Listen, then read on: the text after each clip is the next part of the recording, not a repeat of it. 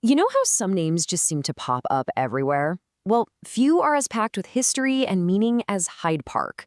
Today, we're going to go on a little global tour to unpack the story behind this one name and the many, many different worlds it represents. So, have you ever wondered about this? Like, if you're a big traveler or just love looking at maps, you've probably seen it. Is it just a coincidence, or is there something deeper going on? Well, the answer is a really fascinating story about how a single place can become a powerful, world-spanning idea. I mean, think about it. This one name connects a legendary London park, famous for rock concerts, the lifelong home of an American president, and a Chicago neighborhood that literally hosted a world-changing fair. Each one is completely different, yet they all share this one name. So how did that happen? All right, so to get to the bottom of this, we've got to go back to the beginning. The OG Hyde Park. Let's head to London, where the whole story kicks off with a king who, well, needed a new place to hunt. This is the blueprint for every other Hyde Park that came after. This timeline tells a heck of a story. It's this incredible journey from total velvet rope exclusivity to being radically open. So in 1536, it's King Henry VIII's private playground. But just over a century later, Charles I throws the gates open to everybody.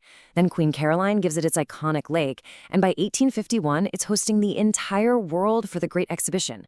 This is how it earned its nickname, the People's Park. And if you want to talk about the People's Park, there's no better example than Speaker's Corner. I mean, its roots go way back to the speeches given by condemned prisoners at the gallows nearby. And then, after some major riots in the 1860s from people demanding the right to assemble, this spot was officially set aside for public debate in 1872. Just imagine the people who stood here: Karl Marx, Vladimir Lenin, George Orwell, Emmeline Pankhurst, and the suffragettes, all using this little patch of land to try and change the world. And that spirit, that idea of a public gathering spot, oh, it is absolutely alive and kicking today. You see it on the stage for massive concerts like British Summertime, you see it in the sprawling Winter Wonderland Festival, and you feel it when you're having a quiet moment at the beautiful Diana Memorial Fountain. It's a place that really holds the past and the present together. Okay, so London sets the stage, right? It becomes this global symbol of public space, of prestige. So let's hop across the pond and see what happened when Americans got a hold of the name and ran with it for their own, very different reasons. And what's so fascinating is that in America, the name Hyde Park doesn't just mean one thing. It splinters into these totally unique identities. So in New York, it gets tied to a presidency. In Chicago, it becomes an intellectual and architectural powerhouse. And in Boston, it's a center of the fight for abolition and civil rights. Okay, so here's the first big curveball. Hyde Park, New York, it isn't a park at all. Nope. It's a town named way back in the early 1800s. And its identity is completely wrapped up in one person, FDR. His family estate, Springwood, wasn't just his lifelong home. It was his refuge, and it's the place where he and Eleanor are buried.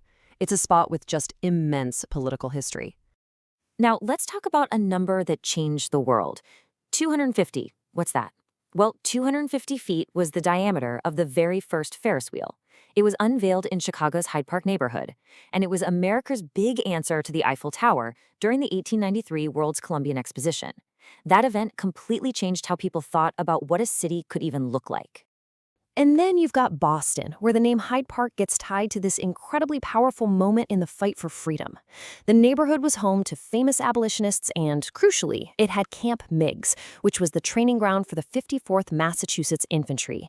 Yep, one of the first official black regiments to fight for the Union in the Civil War. The very same one from the movie Glory. So, you've got to be asking, how did this all happen? How does a name for a king's hunting spot in London end up attached to a presidential estate, a hotbed of abolitionism, and a futuristic World's Fair? The answer? It's all about the power of branding and the spread of a really big idea. Well, it basically boils down to a three-step process. It's kind of like branding, 19th century style. First, London's park gets super famous. Then you have these real estate developers who want to sell a vision of classy, aspirational suburban living. So they borrow that prestigious name for their new neighborhoods. And finally, the name itself just becomes shorthand for this ideal of a beautiful, accessible, civilized public space. And believe me, this brand went everywhere. In Sydney, Australia, Hyde Park is the country's oldest public park, and it was explicitly named back in 1810 to copy the prestige of the London original. Then, half a world away in Los Angeles, a neighborhood also named to attract buyers, eventually became a crucial center for African American culture and activism. So after all that, what's in a name? A whole lot, it turns out. It's never just a name, is it? It's a carrier of history, of dreams, and of some really deep ideas about how we all live together. At the end of the day, this wasn't random at all. There's this great quote from a historian who says, "The spread of the name is a testament to the Western ideal of the public sphere." You know, that core idea that a society needs shared spaces for debate, for fun, and for community. So, you see, whether it's a park, a town, or a neighborhood, that name, Hyde Park, it's come to mean something. It's about that sweet spot where people can gather and where a shared space is protected. It's where our human culture and the natural world get to meet. And that really leaves us with one final thought, right? The whole story of Hyde Park is a great reminder that the names on our maps often have these deep, hidden connections that stretch across oceans and across centuries. So, I'll leave you with this question. What places in your city have a secret global story just waiting to be told?